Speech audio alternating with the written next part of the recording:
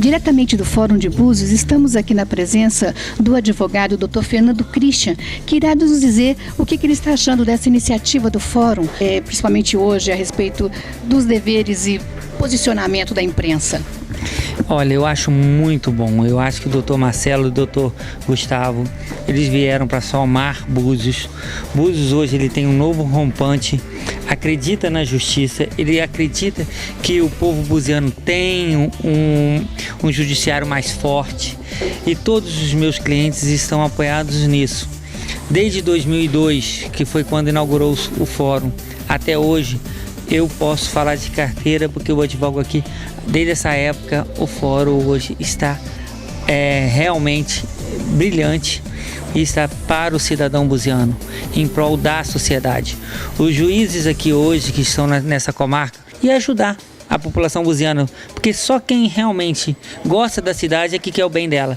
E eu sou um deles e acredito que eles também são. Tá bom? Muito obrigado, Beth. A nós que agradecemos. Após breve visita às dependências do fórum, ciceronados pela juíza doutora Alessandra Araújo, dentro de alguns minutos começará a palestra por desembargadores que estarão aqui presentes. Muito obrigada. Beth Braga, TV Búzios.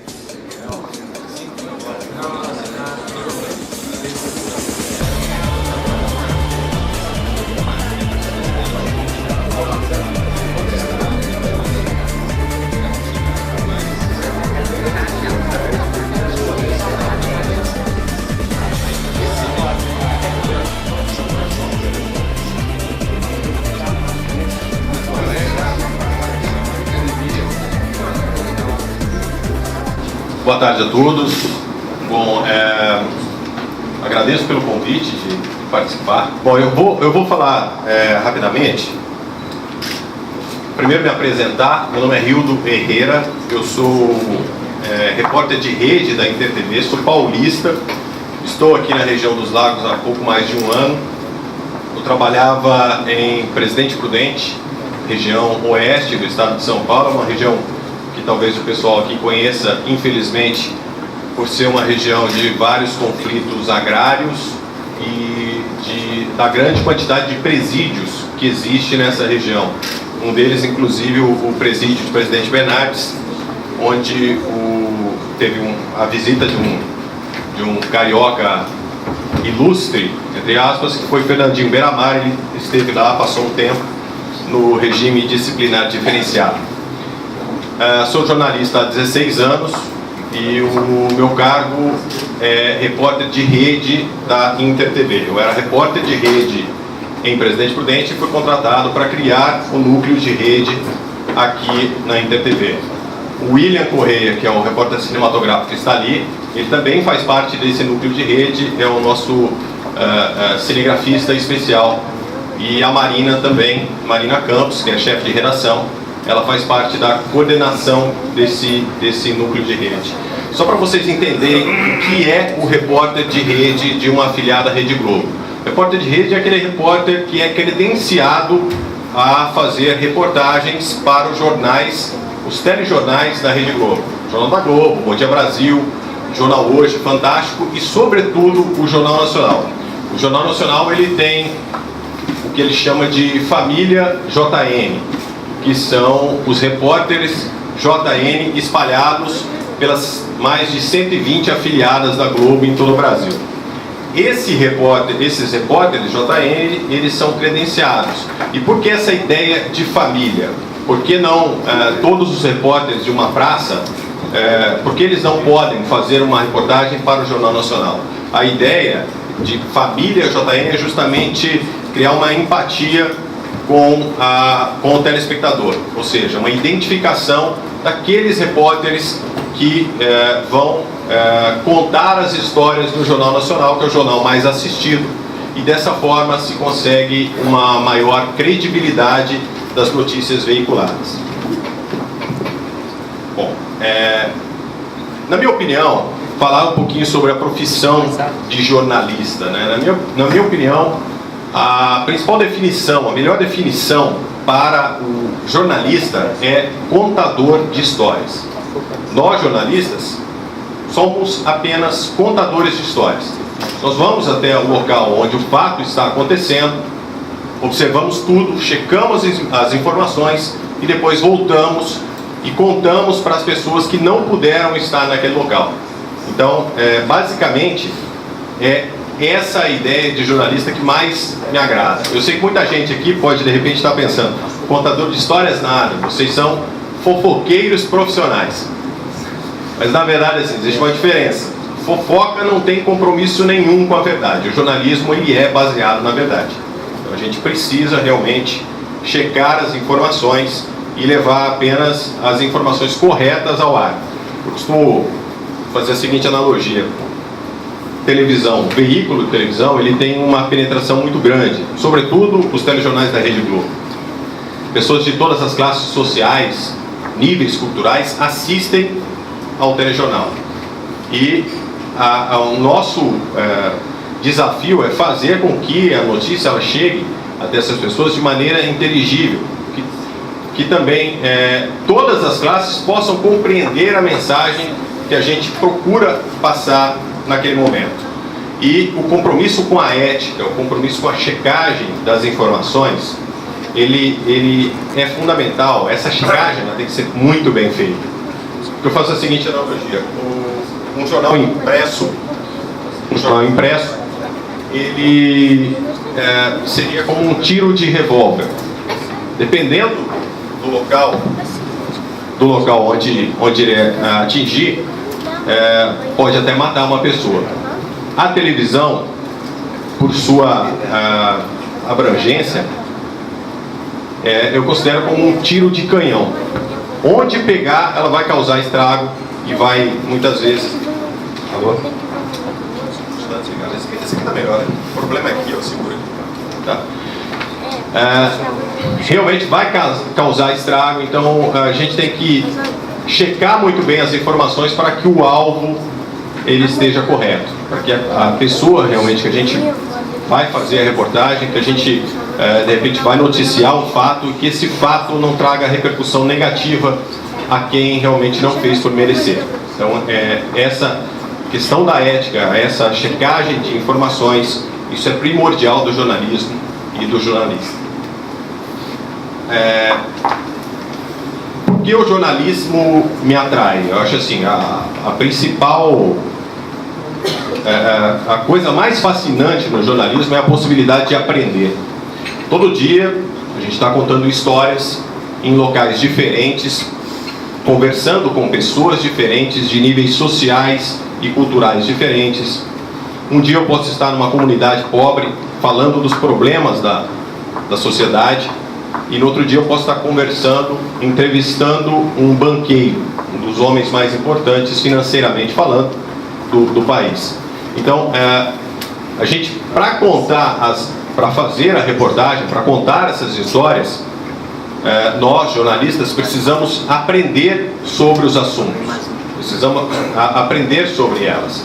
Então, esse aprendizado constante do dia a dia do jornalismo, isso realmente me fascina muito. Agora, o que é notícia? Né? O que interessa, o que realmente chama a atenção ao ponto de ser veiculado no telejornal? Notícia é tudo aquilo que foge do normal, né? Que sai do cotidiano. Qualquer assunto que seja novo, que de alguma forma mexa com a vida da sociedade, que tenha interesse para a sociedade. E o que leva, então, se é dessa forma, todos os dias acontecem milhares de notícias no nosso país. E o que leva uma notícia a ser veiculada no Jornal Nacional e outra notícia não ser veiculada? Quem escolhe essa reportagem? Quem define aquele assunto, ele vai fazer parte do Jornal Nacional, porque o Jornal Nacional, dentro da grade de programação da Rede Globo, ele tem um tempo específico, como todo o programa da Rede Globo, e ele não pode estourar esse tempo. As notícias têm que estarem ali, tudo o que é mais importante. William Bonner, ele tem a seguinte definição: o Jornal Nacional é um resumo daquilo que de mais importante aconteceu no dia, no Brasil e no mundo. Então, fala um pouquinho de estrutura da Rede Globo. Hoje são mais de 120 afiliadas da Rede Globo em todo o país. uma área de cobertura, o sinal da Rede Globo atinge mais de 99% do território nacional. Onde você for ao Brasil, no Brasil praticamente se você instalar uma antena no seu televisor, você vai pegar o sinal da Rede Globo. E o departamento de jornalismo, são mais de 3.000 jornalistas espalhados pelo Brasil, na Rede Globo, levando a informação para a população brasileira. E nessa, toda afiliada com o seu repórter de rede, tenta levar os assuntos que são de mais importância na região para o Jornal Nacional. Acontece que são mais de 120. Como escolher isso? Como definir a notícia que vai no Jornal Nacional? Essa notícia, o espelho do jornal, a gente fala a programação das matérias veiculadas, ela é definida pela manhã e são várias reuniões durante o dia em que participam os editores do Jornal Nacional e que a principal pergunta que se faz é qual a relevância disso para a sociedade, qual a importância desse assunto para a sociedade brasileira. E baseado nisso, no final, o jornal que é projetado muitas vezes durante a manhã, ele chega completamente diferente quando vai ao ar, porque durante o dia ocorrem assuntos novos, ocorrem fatos novos e o jornal ele vai mudando até ele tomar aquela forma. E essa escolha de notícia, do que é notícia, acaba sendo muito subjetiva, porque fica ao cargo de alguns jornalistas ali que participam da reunião e sobretudo do editor-chefe do Jornal Nacional, que é o William Bonner. Se ele definir, realmente eu vou contar a história de uma revista que se rasgou sozinha, isso é importante, é uma decisão dele, acaba sendo de certa forma até subjetiva, mas pela análise que a gente tem feito, realmente não entra uma coisa absurda dessa no Jornal Nacional. Claro que os assuntos hoje que são veiculados no Jornal Nacional, eles são realmente de importância para a população. Tudo isso é baseado, até a busca por informações, é baseado até em direitos que estão previstos na Constituição, como já foi dito aqui, é o direito da população de ser informada e do jornalista de informar. Eu vou passar são 3 matérias, 3 reportagens, que eu fiz ainda quando estava em Presidente Prudente, que eu procurei rapidinho no meu arquivo, mas que são reportagens que ilustram bem. São reportagens investigativas, feitas com câmeras escondidas, até uma coisa, de repente, para a gente, na hora da conversa, a gente levantar esse assunto. E que uma delas, a primeira reportagem que a gente vai passar, foi uma reportagem que foi feita sozinha, pela nossa equipe. A gente recebeu a denúncia, investigou e levou ao ar a denúncia, checou as informações, vocês vão assistir, e baseado no que foi veiculado, foi-se aberto um procedimento para investigar a conduta dos agentes, das pessoas que aparecem na reportagem. Queria que você rodasse a primeira reportagem. A reunião entre os movimentos sem terra foi para avaliar o resultado de uma série de invasões durante o fim de semana no estado de São Paulo. Uma das fazendas invadidas foi a Estrela do Laranja Doce, em Martinópolis. Os integrantes do MST e do MAST chegaram durante a noite. Desta vez decidiram não cortar as cercas. Entraram pela porteira principal. Nós estamos querendo terra para trabalhar, não quer destruir nada de ninguém. Esta seria apenas mais uma invasão de terras no Pontal do Paranapanema, uma região marcada pelos conflitos agrários.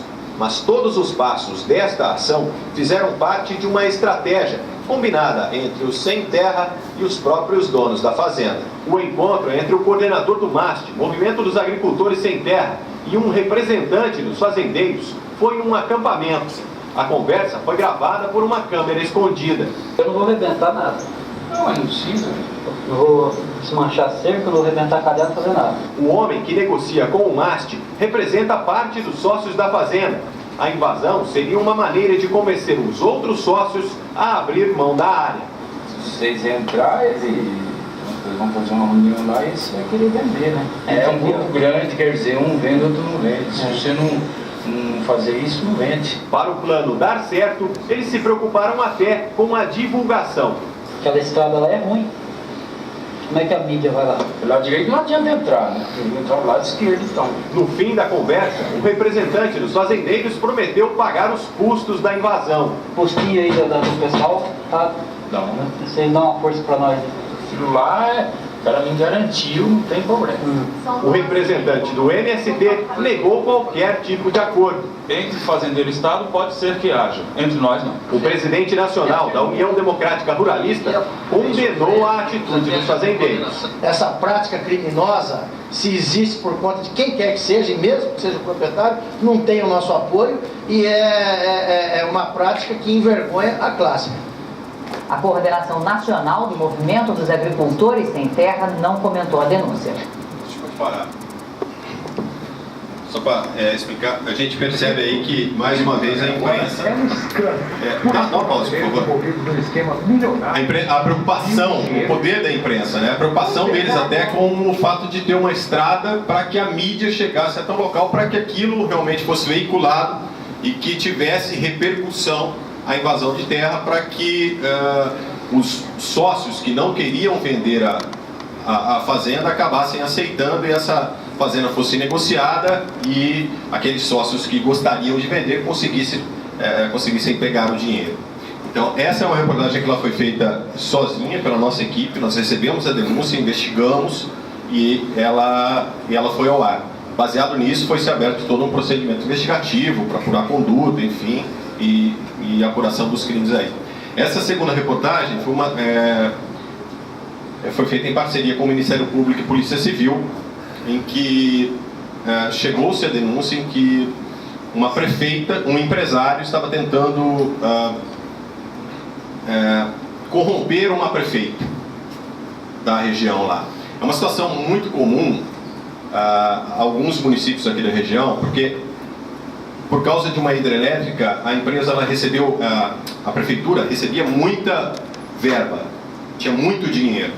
E infelizmente alguns administradores públicos estão mais preocupados em pegar o dinheiro para si mesmos e não pensando no bem da população. Então eles ficam achando maneiras, encontrando maneiras de pegar esse dinheiro. Essa reportagem a gente foi chamado porque eles precisavam de um equipamento adequado para se fazer a gravação. A polícia nem o Ministério Público tinha esse equipamento. A gente foi chamado e a gente fez essa parceria, né? A gente participou da gravação, tudo autorizado, que foi feita uma escuta ambiental nesse caso. A gente pode rodar a reportagem agora. Ela é um pouco extensa, ela tem 8 minutos, mas a história é muito boa. Não é porque eu contei a história, não, mas a história realmente é muito boa. Foi uma reportagem que foi veiculada no Fantástico. Vereadores e funcionários públicos. Ele não sabia que estava sendo gravado. Esta imagem é de um empresário jovem e bem-sucedido. Daqui a pouquinho eu saio, tá? Com 30 anos de idade, Rogério de Souza Felipe dirige um negócio com faturamento estimado em 3 milhões de reais por mês. Segundo a polícia, um patrimônio em grande parte ilegal, que nasceu e cresceu em consequência da corrupção de políticos e funcionários públicos. Qualquer voto, mais ou menos. Isso. Não, mas quanto ele... Eu tenho uma ajuda assim de 3 mil, 4 mil. A conversa é com Aparecida Barreto, prefeita do município de Rosana, no extremo oeste paulista. O marido dela também está na sala e ouve tudo. O empresário tenta convencer a prefeita a receber propina. Para você manter a sua estrutura. Mas você sabe quanto essa estrutura, quantos por cento seria? Não, eu não sei, tem que ver suas necessidades. 20 mil, 30 mil, não sei qual é a necessidade. 40, não sei. A gravação, obtida com exclusividade pelo Fantástico, foi feita no dia 27 de setembro, por iniciativa da prefeita, na casa da procuradora jurídica do município. Aparecida Barreto disse à polícia que queria provar que o empresário comandava um grande esquema de corrupção para fraudar licitações públicas. Se você falar isso com o filho do alguma coisa, claro que eu vou negar tudo. Por esse tipo, eu não posso me prejudicar. Eu não posso me prejudicar, tá? As gravações são peça-chave numa investigação da Polícia Civil e do Ministério Público, que levou para a cadeia 36 pessoas na quinta-feira passada. Entre os presos, 5 vereadores e o presidente da Câmara de Rosana. Ainda há 9 foragidos. Um é o empresário Rogério Felipe. Ele é acusado pela polícia e pelo Ministério Público de montar uma estrutura paralela de poder que teria ganhado força no segundo mandato do então prefeito Jurandir Pinheiro. Jurandir assumiu a prefeitura entre 92 e 96 e voltou a ocupar o cargo em 2005. Nesse ano, uma das empresas de Rogério Felipe, a Precer Serviços de Limpeza e Construções Limitada, ganhou 2 licitações. A polícia descobriu que o empresário soube quais eram as propostas dos concorrentes e apresentou um valor menor. Rogério Felipe diz que, para colaborar com a fraude, o ex-prefeito exigia propina. Não existe um contrato, um nome de 2%, eu queria mais 10%. Mais 15, 20%. Jurandir Pinheiro, que também está foragido, não é mais prefeito desde agosto, quando foi cassado por improbidade administrativa. Aparecida Barreto, a vice, assumiu o cargo e uma grande responsabilidade. Em Rosana, fica a hidrelétrica de Porto Primavera, da CESP, a Companhia Energética de São Paulo. Para que a usina pudesse funcionar, parte da cidade foi alagada. Entre as décadas de 70 e 80, a CESP construiu um bairro, hoje um distrito administrado pela prefeitura. Como compensação, a companhia se comprometeu a repassar ao município, entre 2001 e 2008, mais de 94 milhões de reais para a realização de obras e melhorias. A empresa de Rogério Felipe ganhou contratos para trabalhar aqui, recebia os pagamentos, mas a polícia diz que quase nada foi feito. Isso proporcionava um grande lucro para os interessados, que pode ultrapassar aí a cifra dos 50 milhões. Um gerente da CESP, Valdir Pasqualin, foi preso acusado de facilitar a liberação das verbas com a conivência de funcionários da prefeitura.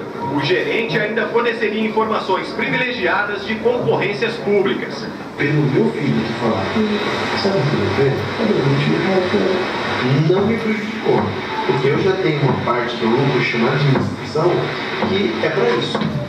Segundo o Ministério Público, os 6 vereadores presos, o município tem 9, recebiam um mensalinho de até R$4 mil para ajudar em outra fraude.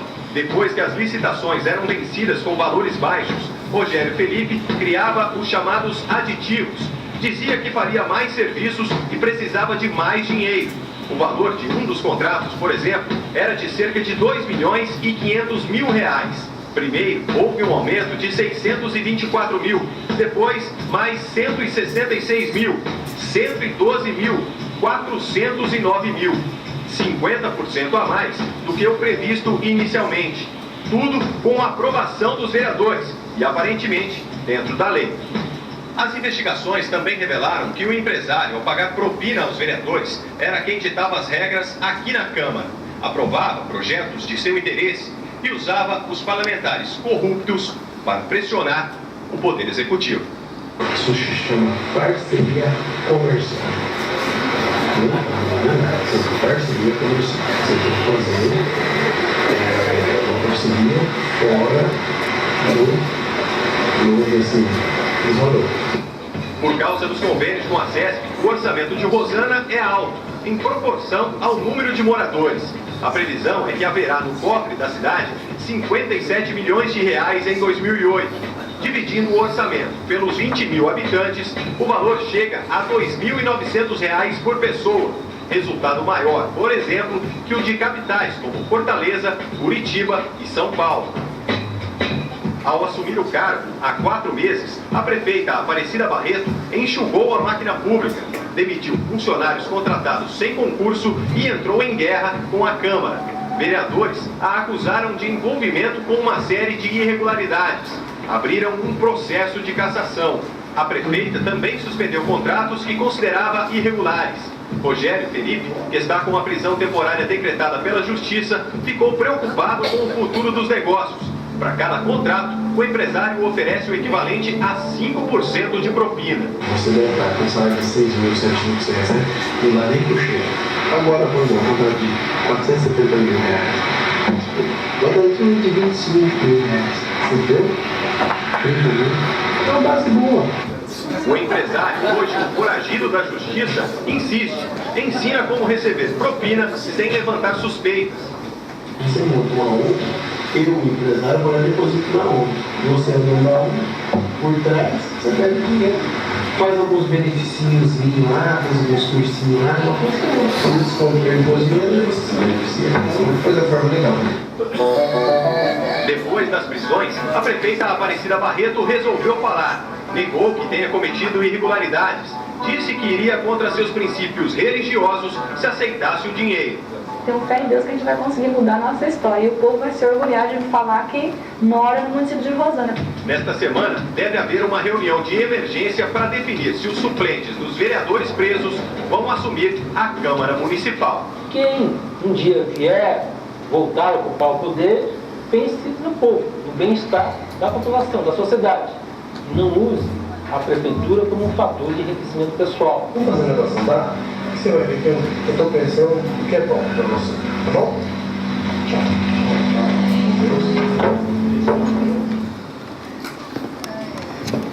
É isso aí, a parceria comercial é sensacional. Essa reportagem ela foi feita em parceria mesmo, não comercial, mas uma parceria, né, com a Polícia Civil, com o Ministério Público. Ela demorou cerca de 6 meses para ficar pronta. E eu considero o maior desafio, pelo menos para mim nesse caso, foi entender todo o imbróglio de uma administração pública, com todos os aditivos, todas as situações, e conseguir escrever o texto de uma maneira que o pessoal em casa pudesse entender. Eu não sei se eu consegui atingir esse objetivo, mas pelo menos essa foi a tentativa. E a gente percebeu que tinha imagem de todos os vereadores que foram presos numa sessão. A gente sabia quais seriam os vereadores presos e a gente cobriu uma sessão um dia antes e gravou o rosto de cada um, né? Justamente, acho que assim, em relação ao direito de informação, justamente mostrar para a população que foi quem colocou essas pessoas no poder, realmente quais seriam os envolvidos ali, e até evitar que uma pessoa, um dos vereadores que não fizessem parte do esquema, acabasse sendo prejudicado por uma situação dessa.